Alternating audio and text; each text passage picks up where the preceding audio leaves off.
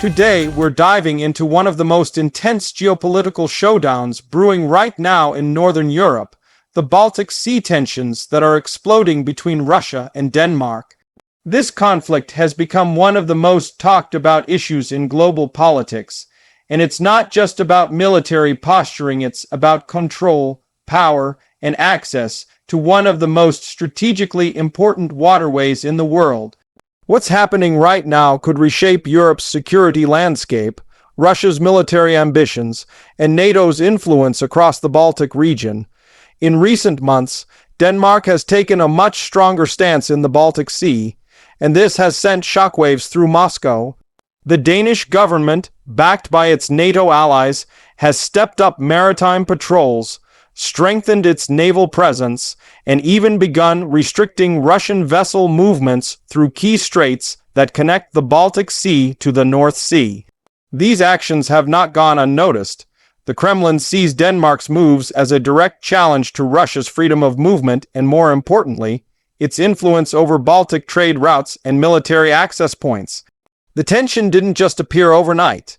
It's been building for years, especially since Russia's invasion of Ukraine in 2022. That war dramatically changed the security dynamics of Europe. Countries that were once cautious about provoking Moscow suddenly became much more assertive. Finland and Sweden joined NATO, shifting the entire balance of power in the Baltic region, and now Denmark, sitting at the strategic gate of the Baltic Sea, has found itself right at the center of the storm. The heart of the issue lies in the Danish Straits, the narrow passages of water that connect the Baltic Sea to the North Sea and the wider Atlantic Ocean. Any ship that wants to enter or leave the Baltic has to pass through these straits, which are controlled by Denmark. This gives Copenhagen a huge strategic advantage. If Denmark decides to limit or monitor traffic through these waters, it can effectively control access for the entire region, including Russia's Baltic Fleet, based in Kaliningrad. That's why Moscow is furious. Russia depends heavily on the Baltic Sea for trade and for the movement of its navy. Kaliningrad, a small but heavily militarized Russian enclave wedged between Poland and Lithuania, serves as a crucial outpost for Moscow. It houses missiles, troops, and advanced radar systems, but it's also isolated. To supply and reinforce it, Russia needs open sea routes, and Denmark's recent actions, supported by NATO surveillance and patrols, are making those routes more restricted and more dangerous for Russia's ships. Danish defense analysts argue that their country is simply protecting its sovereignty and ensuring that the Baltic remains a secure and stable area under international law. But from Moscow's point of view, this is a deliberate act of provocation, part of a larger Western plan to box Russia in and weaken its maritime capabilities. Russian state media has gone into overdrive, accusing Denmark and NATO of trying to turn the Baltic into an anti-Russian fortress. What's more, Denmark has been actively involved in monitoring and inspecting undersea infrastructure, including gas pipelines, communication cables, and energy routes after a series of mysterious underwater incidents, including the Nord Stream pipeline explosions in 2022. That event still haunts Europe's energy security, and many suspect that Russia was involved in some way. Denmark's decision to increase its underwater surveillance has made the Kremlin even more suspicious, seeing it as a pretext for NATO intelligence gathering. Meanwhile, NATO's presence in the Baltic Sea has grown dramatically.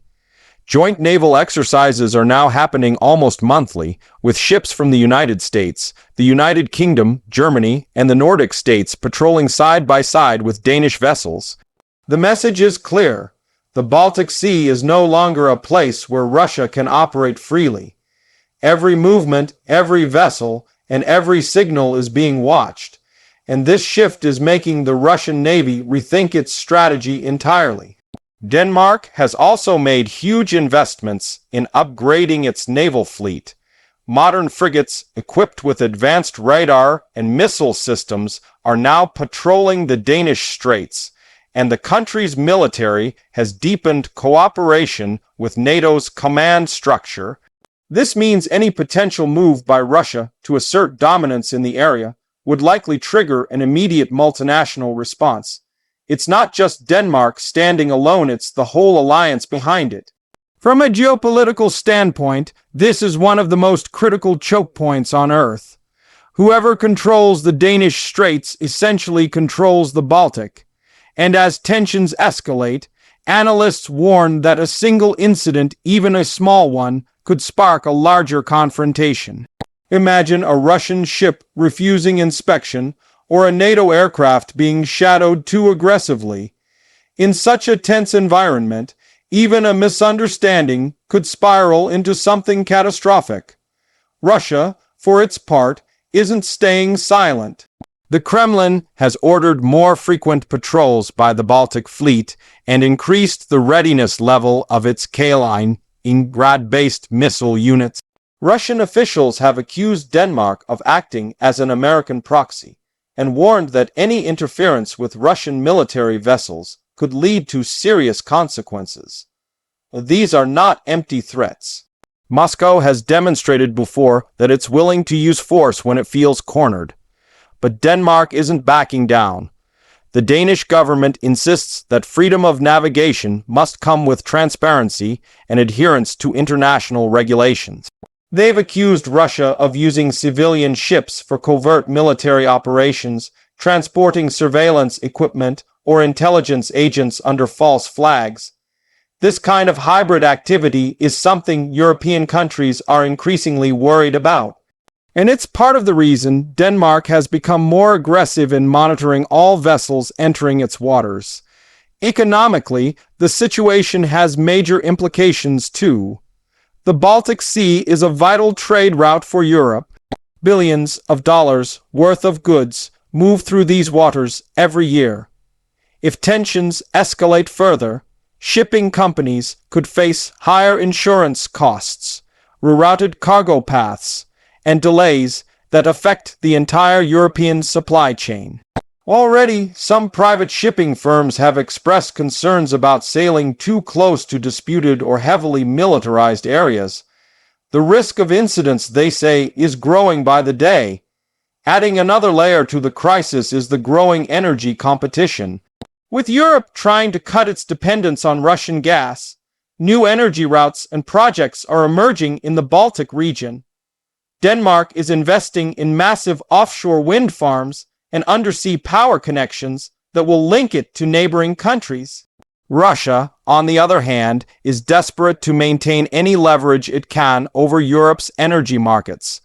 This has created a silent struggle beneath the surface, both figuratively and literally, as nations race to secure infrastructure and technology before the other side gains an advantage.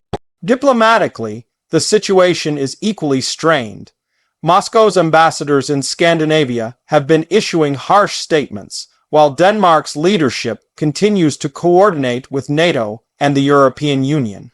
Behind closed doors, diplomats are trying to find ways to avoid direct clashes at sea, but trust between the two sides is at an all-time low.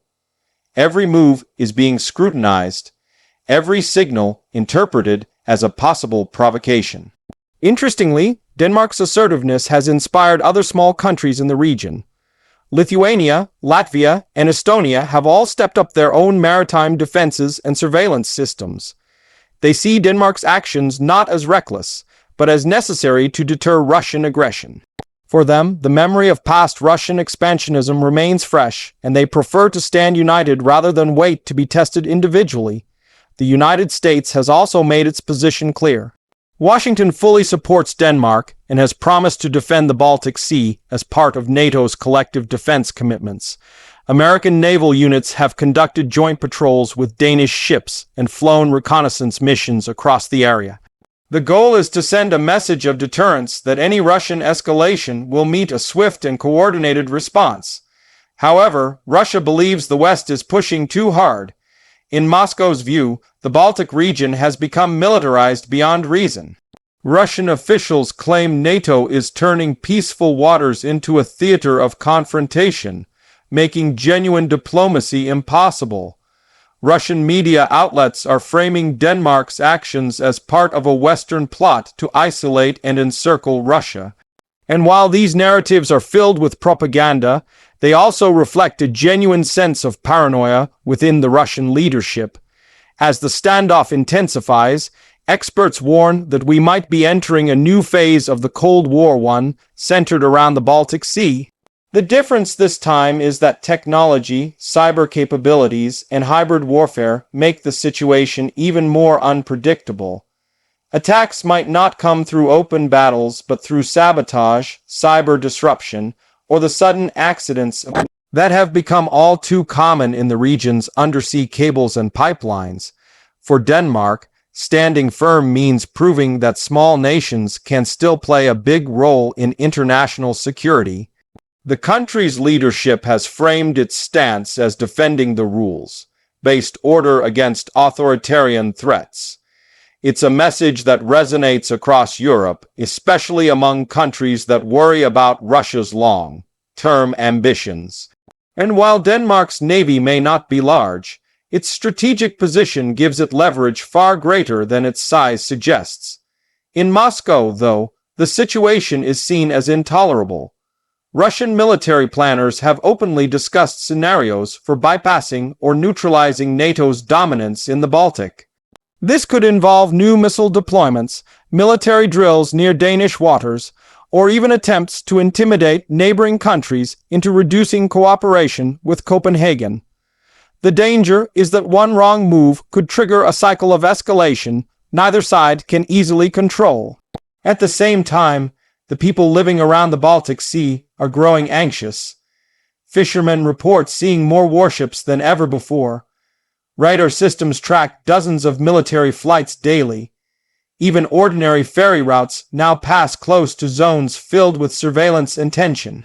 What was once a peaceful sea connecting nations is slowly becoming a front line. Denmark's challenge to Russia isn't just about the sea. It's symbolic of Europe's broader defiance in the face of aggression. It shows that even smaller countries are no longer willing to stay quiet or let Moscow dictate the rules. And as this standoff continues, it could very well define the next chapter of European security. In the coming months, the world will be watching closely. Will Denmark and NATO continue to push their control of the Baltic, or will Russia attempt to break through with force or intimidation? Can diplomacy prevail before a crisis erupts? No one knows for sure, but what's clear is that the Baltic Sea, once known for its calm and trade, has now become one of the most dangerous flashpoints in the world. Every signal sent, every ship deployed, and every decision made in these waters could carry global consequences. Denmark has drawn a line, and Russia, known for testing limits, may soon decide whether to cross it. What happens next could determine not just the future of the Baltic region, but the future of Europe's peace and stability as a whole. If you've made it this far, thank you for watching and staying informed about one of the most critical geopolitical developments unfolding right now. The Baltic Sea tensions between Russia and Denmark are not just regional, they're global. They show how even small nations can shift the balance of power when they stand firm on principle. Stay tuned, because the story is far from over, and what happens next could change the course of history.